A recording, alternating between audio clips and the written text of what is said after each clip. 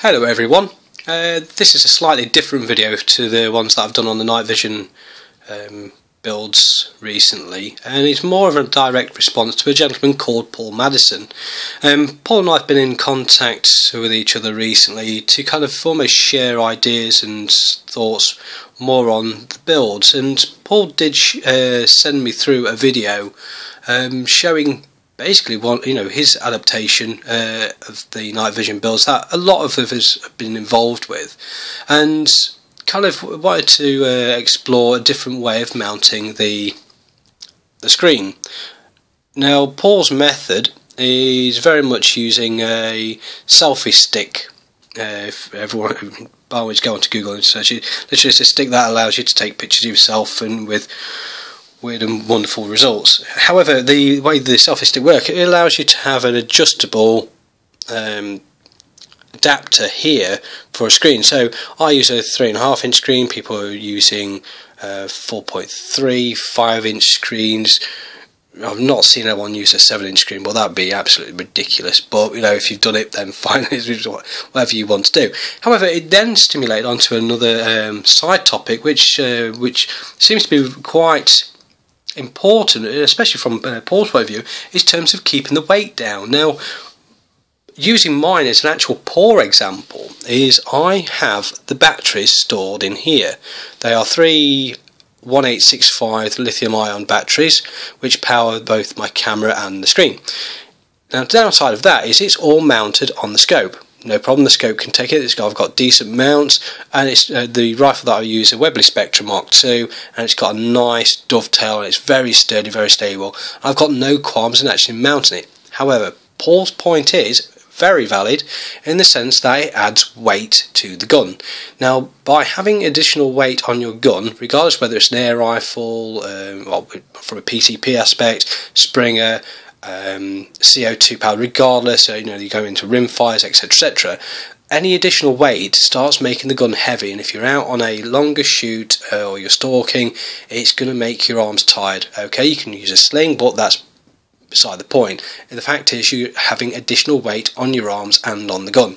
Now, Paul's solution was then to not only have his selfie stick adaptation of mounting the screen, but then to have the power cable connecting up the screen and your camera into almost a webbing pouch with an additional battery holder. Now, this is a very poor example, but this is like a kind of a case.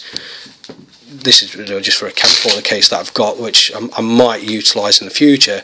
But again, his process was literally to have that on a belt and carry around a DVR and a power supply pack. Brilliant from an aspect of keeping the weight off the scope itself and also the rifle. There's a downside to it. Obviously, you've got an additional cable that you've got to be mindful of, because wrenching out one of these cables, trust me, I've done it, and it can create all sorts of fun with the electronics, and you don't want to fry anything. However, if you do it securely, you'll have no problems at all, and also if you're mindful of that cable, you'll be absolutely fine. So it's not dismissing Paul's solution, it's just saying it's just a different way of building these. So if you want a compact solution like this, which literally I can just throw on and throw off within just a couple of minutes, absolutely fine. Paul's solution does exactly the same thing. However, you've got the additional battery pack and DVR that is held elsewhere. What I'm trying to go on is that there's so many different ways of building these kits. It's all down to your own preference. If you can handle the weight, if I don't know, you might be a bodybuilder for all I know, who is quite okay with lifting repetitive weights. Carrying your gun around with this additional kit on won't bother you at all. If you're not able to carry the weight for whatever reason, medical reasons, I don't know, you might want to choose Paul's adaptation, where you actually keep the weight on your waist and on in a rucksack or anything like that. It just goes to show that there is ways and means of making these kits not only lighter, but more functional for when you're out in the field. So I hope that kind of gives you a bit of food for thought. I know this might seem a very boring video, but I thought it was a good subject just to have a bit of a conversation about. By all means, use this as a discussion topic. I'd like to hear from anyone who's got any other suggestions on how you might improve making this lighter above and beyond. I will get some information on how much my night vision kit weighs. So what I'm going to weigh in is the camera box, the plastic coupler, the camera with batteries inside, and also my torch. I'll also include the mount as well here. I won't include the torch scope.